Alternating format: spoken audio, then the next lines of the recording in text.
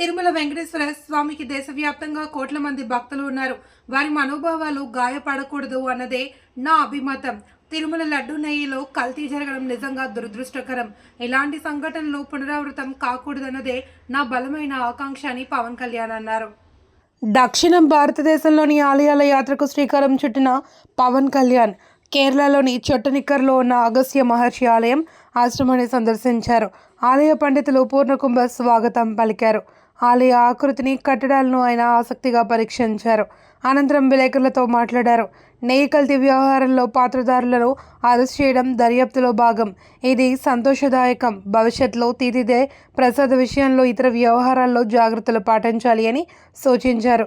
దక్షిణాది రాష్ట్రాల ఆలయాల సందర్శన నా వ్యక్తిగత అంశం. దీనికి రాజకీయాలకు సంబంధం లేదు. సుమారు 4.5 కిందట చెల్లించుకోవాల్సిన మొక్కుల నిమిత్తం ఆరోగ్యం సహకరించకుండా వచ్చా. కేరళతో పాటు తమిళనాడులోని ఆలయాలను దర్శించుకుంటున్నా అని వెల్లడించారు.